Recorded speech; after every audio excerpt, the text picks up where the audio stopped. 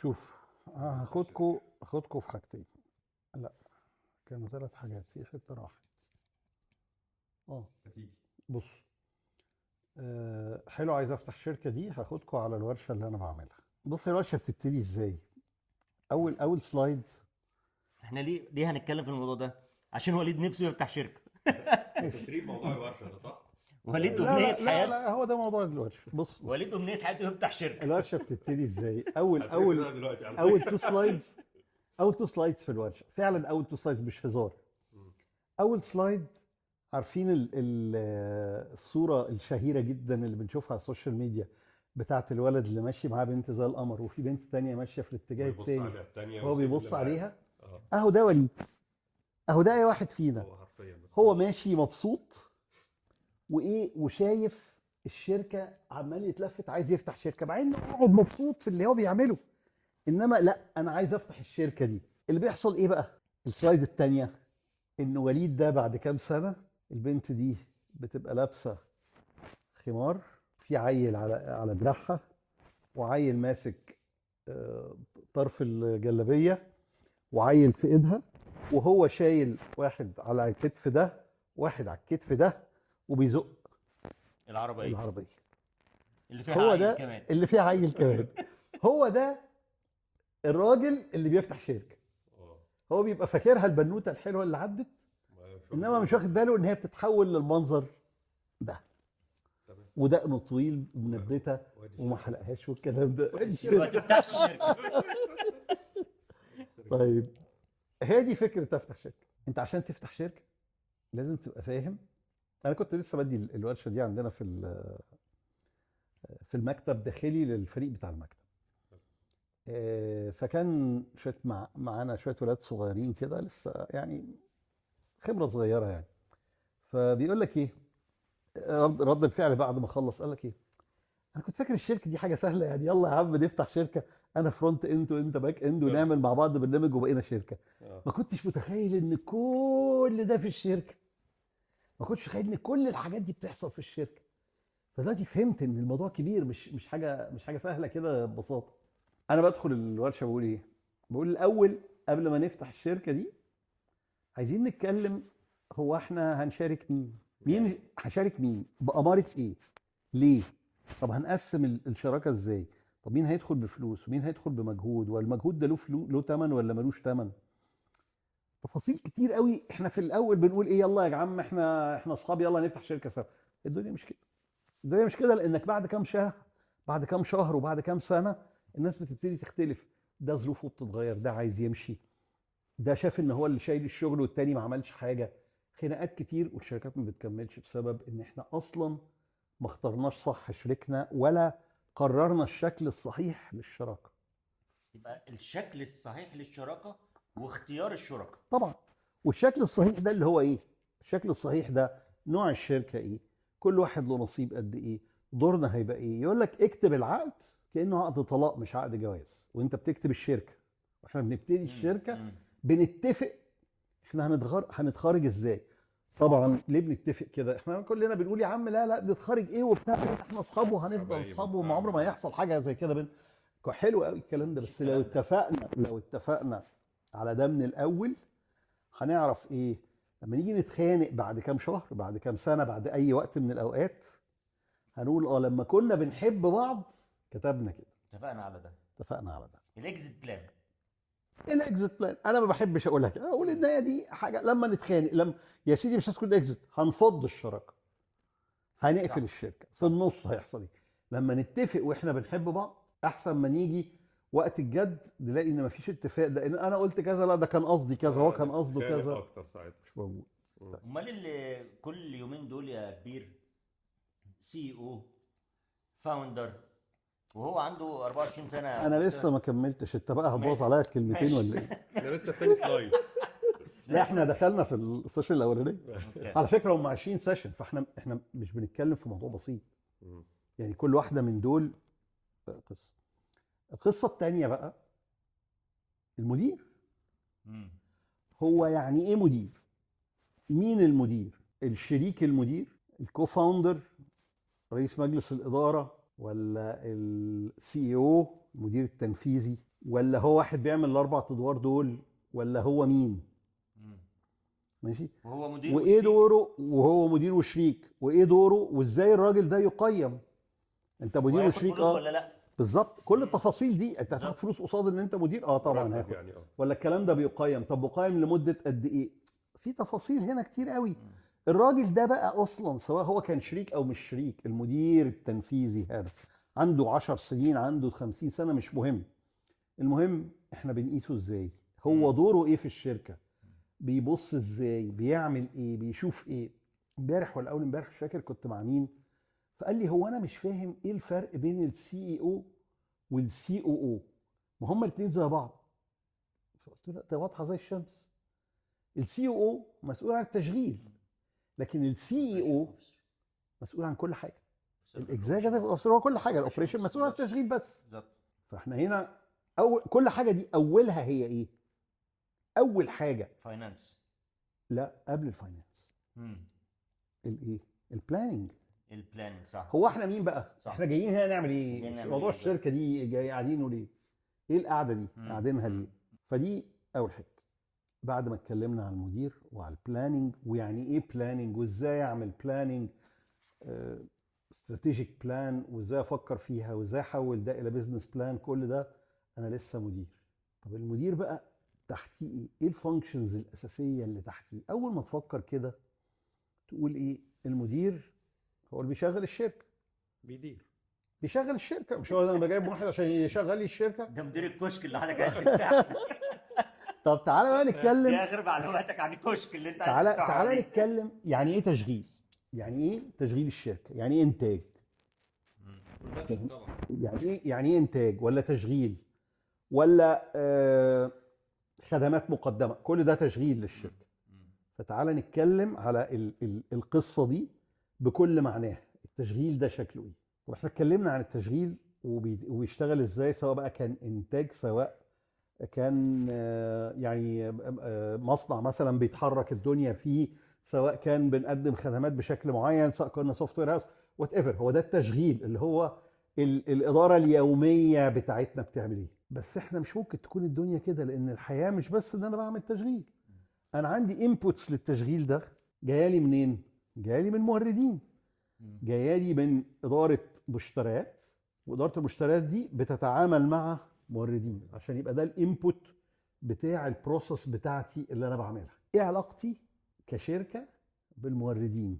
ممكن تقول احنا هنفتح كشك فانا هشتري من اي حد، لكن ممكن تركز في حاجه تاني، ان المورد ده لو اتفق مع بيبسي ان هو مش هيبيع غير بيبسي مثلا، الكشك بتاعك ده لو مش هيبيع غير بيبسي، او هو راجل مقاطع يا عم مش هيبيع غير في كولا، يروح يعمل شراكه استراتيجيه مع في كولا، ففي كولا تديله تخفيض احسن من حد تاني عشان هو هيحط يقصد في كولا عليه، ويبتدي يبقى هو واحد من البريفيرد كشك ديستريبيوتور كشك لفي بتاع كولا. في كولا، صح. بريفيرد كشك عشان لفي ياخد كولا edge بشكل عشان ياخد معين. ايدج. فهنا انت بتبني علاقه استراتيجيه مع السبلايرز بتوعك، علشان العلاقه دي انت اصلا الانتاج بتاعك مش هيشتغل من غير السبلايرز. توقف عليها بالظبط. فكل ما السبلايرز علاقتك بيهم تبقى قويه، كل ما تسهل على نفسك الانتاج، وكل ما تقلل الكوست بتاعك. يبقى اداره المشتريات هنا مش واحد بيشتري حاجه، لا، ده واحد بيبني علاقه استراتيجيه مع السبلايرز بتوعي علشان اقدر اشتغل كشركه على مدى طويل. طبعا احنا اتكلمنا على الانبوت، فالمفروض نتكلم على الاوتبوت، بس انا مش هتكلم على الاوتبوت دلوقتي. انا هتكلم على الاعمده اللي انا واقف عليها عشان اقدر اعمل ايه. الهدف كله من الكلام ايه؟ التشغيل. ماشي. عشان اعمل التشغيل عندي 4 اعمده انا واقف عليها. العمود الاولاني، وده هنرجع له تاني خالص في الاخر خالص، هو الاتش ار. الشركات بتقوم على البني ادمين، مفيش حاجه اسمها شركه من غير بني ادمين. ده الاتش ار حاسبه عمود، اهم عمود في الشركه لان هو اللي هيعين كل دول ويعمل كل دول الاتش ار. بس انت على فكره اول حد يتكلم على الاتش ار على ان هو من العواميد الاساسيه في الشركه. واول حد لا، لا. مش باك جراوند. يعني المين بيلرز اللي كلهم بيقولوا ايه؟ برودكشن، فاينانس، سيلز اند ماركتنج. لا لا لا لا انت طلعت سيلز عمود ماركتنج مش عمود، يلا ماشي. يلا نروح يلا واوبريشنز مش عمود، اوبريشنز هو القلب. هو اعتبر انت عندك جسم. الاوبريشنز هو القلب بتاعك، هو كل حاجه، هو كل حاجه بتصل هو القلب، اوكي ماشي. انما القلب ده واقف على 4 سبورت فانكشنز. سبورت يعني على 4 رجلين. والله تصدق انا اول مره افكر في المثل ده. يعني هو انا بعشقه يا شوف انا بعشقه والله العظيم انت مش متخيل انا بعشق ايوه ازاي. تخيل انت ان انت عندك يعني انا بتخيل معاك دلوقتي، والله بفكر معاك صوت عالي يعني. تخيل انت عندك زي كلب مثلا، ماشي. التشغيل هو جسم الكلب اللي هو فيه قلبه ومعدته وبطنه وظهره، اللي هو الجسم. الكلب ده واقف على 4 رجلين، لو في رجل منهم عرجت هيعرج، ماشي. ال4 رجلين لازم يكونوا اقوياء، بس في الاخر الكلب ده لازم تاكله عشان يشتغل. تاكله هو ايه؟ هو السبلاي، هو الانبوت اللي كنا بنتكلم عليه. يبقى المورد، الاكل هو السبلاي، هو السبلاي، هو ده الاكل اللي بيدخل للكلب ده. حلو ماشي.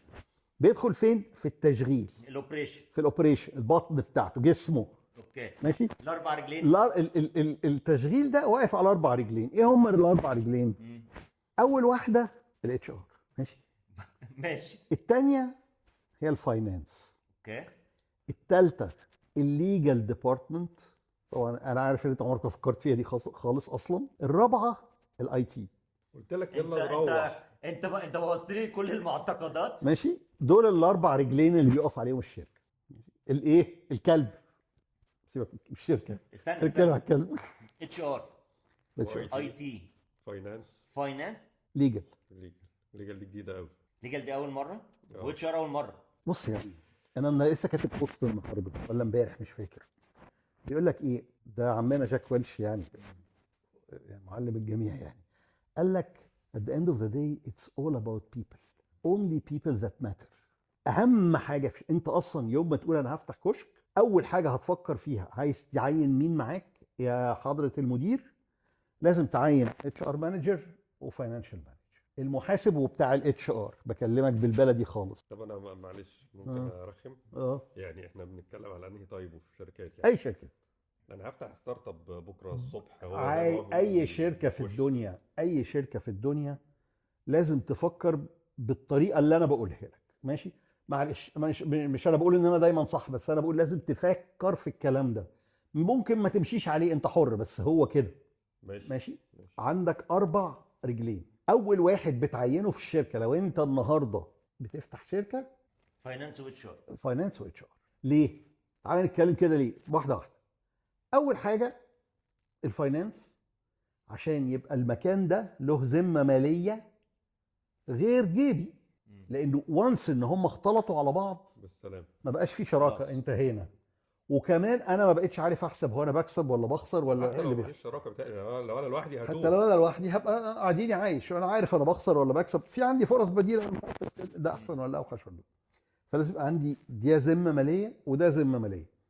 اذا عندي فانكشن اسمها الحسابات او الاداره الماليه، مهمه جدا من اول لحظه، من اول ما اقول يلا مشروع انا عندي اداره ماليه. بشتغل لوحدي، ما حدش بيشتغل لوحده.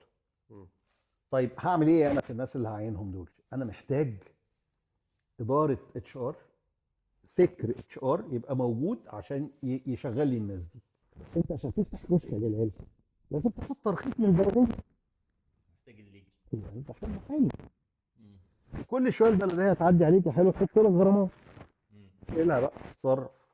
ايمن انت طيرت نص الشركات اللي موجوده في مصر. لا انا ما طيرتش حاجه خالص. انا هرجع لك تاني، هرجعهم كلهم، انت بس مش شغال. ماشي. اتقل على الرز. ماشي. اصل انا بخش ما في شركات كتير جدا لا فيها اتش ار ولا فيها ليجل. غلط. بس ممكن تبقى صح. هقول لك ليه، هنرجع في الكلام ده، هنرجع. بس هم دول الاربع، نرجع تاني الاربع ادارات اللي هو اتش ار، فاينانس، ليجل، اي تي. طب ليه الاي تي رجل مهمه جدا؟ لان الدنيا صغيره. النهارده الكشك ده ما عندوش او مش عايز يبقى عنده بوينت اوف سيل. اكيد. يعني ممكن الكوست اوف سيرف ما يبقاش عنده، بس النهارده البوينت اوف سيرف بقت ببلاش كمان. ماشي. فالنهارده اي كشك عايز يبقى عنده فكر انه يكبر، مش عايز يفتح كده وينام، يفضل زي ما هو. عايز يجيب بوينت اوف سيل، وعايز يجيب البتاعه بتاعت فيزا ولا مش عارف ايه عشان الناس تدفع بالكاش، وعشان يقدر يبيع كروت فودافون، وعشان يشحن فودافون، وعشان يعمل مش عارف ايه، شويه حاجات صغيره جدا. طب الحاجات دي مش محتاجه سبورت، مش محتاجه حد ياخد له باله منها، هيجيب حد من بره ماشي، وده اي تي، موجوده بقت موجوده. اداره اي تي لازم يبقى عندي حد بس انترنال فانكشن موجوده، ان انا لازم يبقى عندي اي تي، حتى ولو كنت صغير جدا، لو انا عايز اكبر لازم يبقى عندي اي تي، بغض النظر اللي بيعملها ده. وما اقدرش اعيش من غيره، لان انا مش هعرف احسب حساباتي لو ما عنديش اي تي. مش هعرف اقول للراجل ده الموظف اللي عندي حضرتك بتيجي متاخر الا لو عندي اي تي، عشان احسب هو جه الساعه كام ومش الساعه كام، فاجمعهم يطلع كذا مش عارف ايه. صح. فانا عايز اداره اي تي تسابورت الكلام ده بكل بساطه. مش بنتكلم عن شركه كبيره لسه، بنتكلم على الكونسبت بتاع عايز افتح شركه. الاربع رجلين دول ايه؟ بس هو بيبص لي بيقول انا قفلتها. الاربع رجلين دول واقفين على ايه؟ واقفين على ايه؟ الكلب واقف على ايه؟ على الاوبريشن، على الارض. على الارض. الاوبريشن هي بطنه، هم اللي الاربع رجلين شايلينه، انما هم واقفين على ايه؟ على الارض. الارض دي اللي هي ايه؟ ايه بقى؟ حكومه. جفرنس. علاقتك بالحكومه مش الحوكمه. مش الحوكمه. اوكي. انا بتكلم على علاقتك بالحكومه. الله. ماشي. الله. بجميع اشكالها، الضرايب ماشي، البلديه اللي هتجيلك دي الحكومه، يبقى انا لازم ابقى فاهم انا واقف فين، القوانين بتاعتي شكلها ايه، البيئه بتصرف ازاي، بتاخد كهرباء منين، بتسرقها ولا واخد توصيله، الصحه لو فاتح حاجه ليها علاقه بالموضوع، كل حاجه. يبقى احنا عندنا الحكومه هي الارض، وانا واقف عليها باربع رجلين. الحسابات بتتعامل مع الحكومه في ايه؟ في الضرايب. والليجل بيتعامل في الحكومه في كل الكومبلاينس مع كل حاجه. ماشي. والاتش ار بيتعامل مع الحكومه في قوانين العمل والتامينات ومش عارف ايه. الاي تي واقف مش يعمل حاجه للحكومه. ممكن كمان تتعامل مع الحكومه في الحاجات الدكتور الالكترونيه طبعا حاجات زي كده. ماشي. فدول الاربعه اللي بيساعدوك تقف فوق الارض المستويه اللي هي القوانين ومش عارف ايه. فوقيهم جاي ايه؟ بطن الكلب، وجاي بقه كده بياكل منين؟ من السبلاير. من السبلاير. احنا فين بقى؟ احنا فين بقى؟ احنا بقى معلش. انت فين بقى؟ ده احنا اللي جاي نعمل معاك القعده يا كبير. انت في الشارع كده. لا انت بقى بعد كل ده مش هيفضل واقف مكانه من غير سيلز وماركتنج. بالظبط. بعد كل ده عايز ايه؟ عايز تفكر انت كشركه بقى. ماشي. انت اللي بتشجع الناس تيجي للبوبي تلعب معاه. ماشي. فانت من الاول في الحقيقه الماركتنج كان داخل معايا في البلاننج زمان يا سي او، ساعه ما افكر استراتيجيك بلاننج. الماركتنج كان معانا في ابحاث السوق، كان معانا في الفايف ولا 7 ولا 4 ولا اي حاجه بيز زي ما انت عايزها، كان معانا في السوات اناليسز، كان موجود معانا في البرايسنج. ما البرايسنج ده من البيز. كان معانا في السوات اناليسز بتاعنا، كان معانا في ان هو يشوف احنا مين ونحدد الاستراتيجي بتاعتنا والاوبجكتيفز والاهداف، كان معانا في كل الكلام ده. ثم ابتدى يتكلم، ابتدى يلعب دور. هو كان معايا مع السي او. ماشي. ابتدى بقى ياخد دوره هو التكتيكي. ده كان الدور الاستراتيجي. هيبتدي يلعب دور تكتيكي. دور تكتيكي يعني ايه؟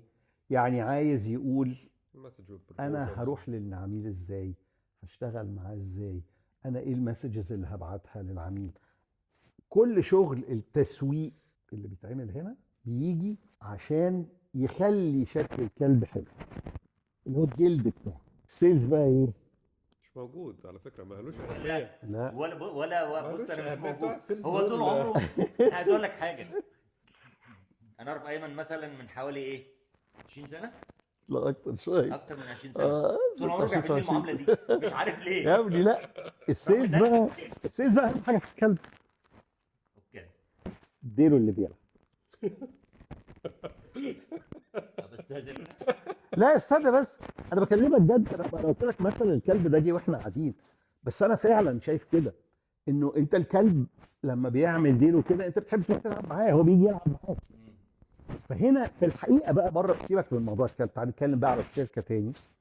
انت النهارده الماركتينج مسؤول عن شكل الشركه قدام الناس، ماشي؟ شكل بكل معناه، بمعنى ان انا عندي كونتنت بعمله، سواء بقى زي ما نرجع للاصل، بروشورز، بانرز، الحاجات الطبيعيه خالص اللي كنا زمان بنعملها. بعد كده بقى عندنا ويب سايت، بعد كده بقى عندنا سوشيال ميديا بريزنس بجميع انواعه، بالحكاوي اللي بتتحكي، بالبوستات اللي بتتحكي، اللي برضه كان زمان اسمه ويب ماستر، دلوقتي بقى اسمه سوشيال ميديا سبيشالست، قاعد بيرد على الناس ومش عارف ايه. كل ده لسه ماركتنج. كل ده بيحضر الانفايرمنت. ده لعيب الوسط، البلاي ميكر، عشان يجي السترايكر اللي هو البياع يحط جول. شكرا. ماشي. شكرا. فرحت انت من شكرا. السترايكر هنا بيجي بعد كل الحاجات دي ما اتعملت. ماشي صح. انت لو ما فرشتليش الارض مش ما هعرف. بالظبط مش هعرف انا لازم اعمل كل ده عشان السترايكر يجي يحط الجول. في عندي 2 ما قلتهمش في القصه دي. حاجه ماسكه كل الموضوع في بعضه، اللي هي اداره الجوده، اذا كان عندنا اداره الجوده، اللي هي بتطمن ان الاوبريشنز، اللي هي الحوكمه والكومبلاينس، ان انت متاكد ان الاوبريشنز ماشيه حسب الستاندرد، متاكد انه كل حاجه بتحصل حسب الستاندرد اللي احنا حاطينه عشان الدنيا تبقى ماشيه صح. فدي الجوده. الحاجه الثانيه اللي تهمنا بقى جدا في الاخر خالص كل ده، مستر كاستمر، العميل بتاعنا. مين العميل؟ شكله ايه؟ فكره ايه؟ انا بتارجت مين؟ ماركتنج وسيلز، هنفكر من ناحيتين. وانا بماركت بتارجت ايه؟ وانا سيلز بسيلز ازاي؟ العميل ده شكله ايه؟ تجربه العميل معانا في الشركه ازاي؟ العميل يا جماعه تجربته هي ليها شويه ستيبس كده. يعني تبتدي الاول من انه هو تجربه يعني بيسموها نقاط التماس، او لا تجربه العميل، لا مش تاتش بوينتس، انا اسف. نقاط العميل هم 5، مش فاكرهم قوي بس هحاول افتكر وانا بتكلم. الاويرنس ولا اللي هي الاويرنس، وبعدين انه يفكر ان هو عايز يشتري، وبعدين ينافس، وبعدين يشتري وياخد سبورت. ال5 ستيبس بتاعت الديسيجن ميكنج. لا احنا عدينا الديسيجن ميكنج، بنتكلم دوره حياه العميل مش الديسيجن ميكنج.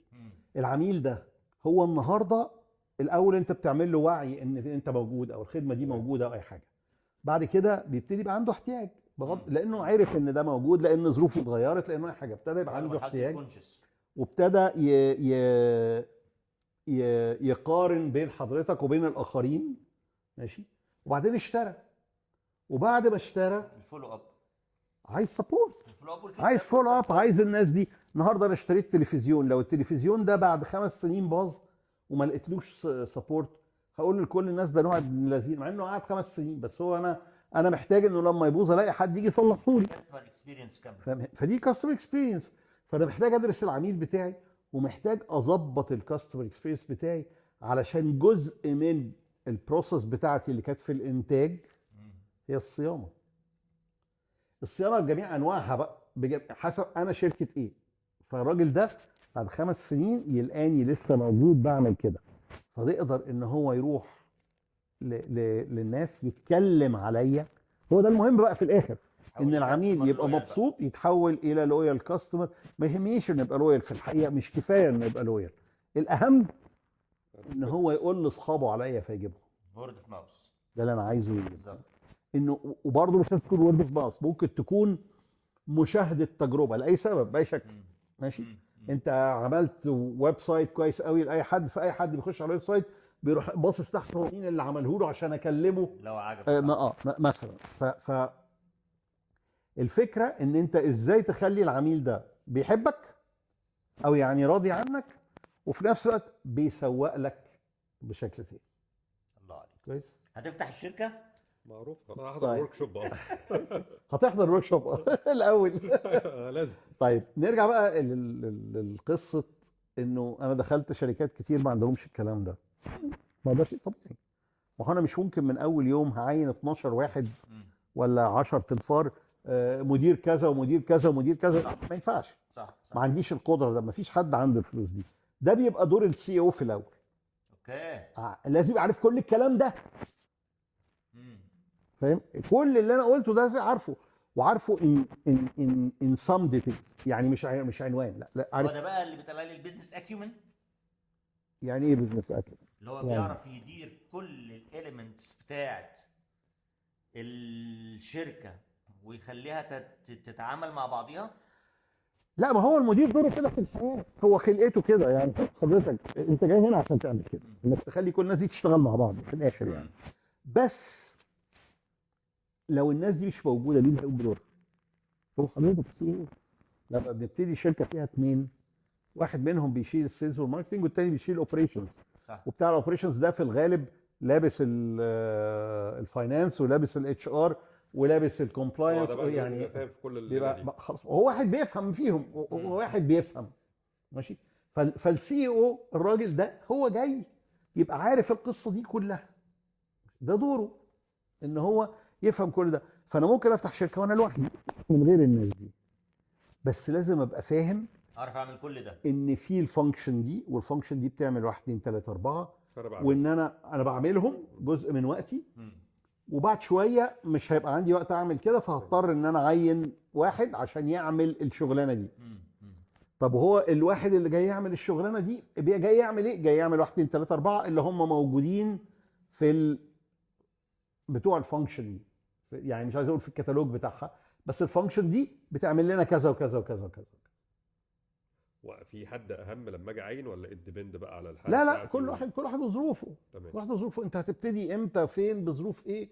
انت شركه بتتكلم بي تو سي بتبيع 1000 بيعه بجنيه، ولا بتتكلم بي تو بي بتبيع بيعه واحده ب1000 جنيه؟ دي ليها طريقه ودي ليها طريقه. اكيد لو ببيع 1000 بيعه بجنيه يبقى انا محتاج محاسب يجري ورا الكلام ده، محتاج سيستم بسرعه جدا عشان يعمل الكلام ده. لكن لو انا ببيع بيعه واحده ب1000 جنيه خلاص مش محتاج، ولا محتاج محاسب ولا محتاج اي تي.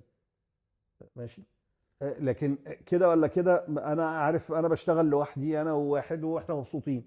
طب بعد شويه الواحد ده بقوا 10 بقوا 20، غالبا انا ابتديت الاقي واحد محتاج بقى حد يعمل لهم عقود ويعمل لهم تامينات ومش عارف يروح يتكلم مع مكتب العمل ومش عارف يعمل ايه. فابتدى يبقى عندي اتش ار. فهي مساله نضج للشركه، كل ما بتكبر كل ما الكلام ده يبقى فيها. عشان كده انا مسمي الورشه ايه؟ الشركات الصغيره من صفر لمتوسطه. من صفر لمتوسطه. يعني انا باخدك وانت لسه ما ابتديتش زي ما احنا قاعدين دلوقتي كده، لغايه ما تبقى شركه متوسطه. يعني هنتكلم على النمو بصمت. الحقيقه اخر سيشن في البتاع بتبقى النمو. يعني اخر سيشن. لا انا اقصد نمو من صغير لمتوسط، ده كده النمو. ما هو النمو هو النضج. النضج بتاع الحاجات دي. النمو الحقيقي هو انه انا بقى خلاص الشركه بتكبر، سيبك من الاوبريشن، كل ده كان اوبريشنز كل الحاجات دي. لا انا عايز شركه تكبر بقى، انا استراتيجي تاني، عايز شركه تكبر. اكبر ازاي؟ دي قصه تانية بقى. دي قصه تانية، دي سيشن لوحدها بتاع ساعه كده بنتكلم فيها. اكبر ازاي؟ يعني يمكن اشهر حاجه في حاجه اسمها انسوف ماتريكس كده، يقول لك ايه، احنا عندنا زي يعني انا دايما اقول هم يعني 2 دايمنشنز اساسيين، المنتج والسوق. ماشي. فانا عندي المنتج بتاعي والسوق بتاعي، ممكن ازود مبيعات المنتج بتاعي جوه السوق، فانا كده بكبر. ده الشكل الطبيعي جدا. وممكن اقول ايه، لا انا هعمل منتج تاني جوه نفس السوق، انا خلاص عارف السوق ده كويس، انا راجل انا مشهور جدا في بورسعيد مثلا، فكل الناس عارفاني، فانا بدل ما كنت ببيع كذا هبيع كذا كمان. ماشي. طب ما هو لا انا لسه بتكلم في نفس السوق، فانا بعمل منتج تاني في نفس السوق. طب هل المنتج التاني ده له علاقه بالمنتج بتاعي ولا ملوش؟ يعني مثلا انا راجل كنت فاتح محل ببيع بن، فاروح فاتح قهوه بتبيع البن بتاعي، فهم لهم علاقه ببعض وفي نفس السوق، فالناس اللي عارفاني هتروح القهوه دي بروبابلي يعني مثلا، فده له علاقه. لكن ممكن واحد تاني انا كنت ببيع بن، لا هفتح فرن، ملوش علاقه، بس هو في نفس السوق عشان هو مذاكر السوق. في واحد تاني يقول لك لا انا ببيع بن في بورسعيد، انا هروح افتح فرع في دمياط. برافو عليك. ماشي، ده قراره مش حاجه صح وحاجه غلط. اللي هو النمو بقى. كل ده نمو. هو انت لما تغير لما تبيع المنتج بتاعك زياده ده نمو. لما تعمل منتج جديد في نفس السوق ده نمو. ماشي. لما تاخد منتجك وتروح سوق تاني نمو. ماشي. لما تاخد بقى منتجك على المنتج الجديد وتروح سوق جديد نمو.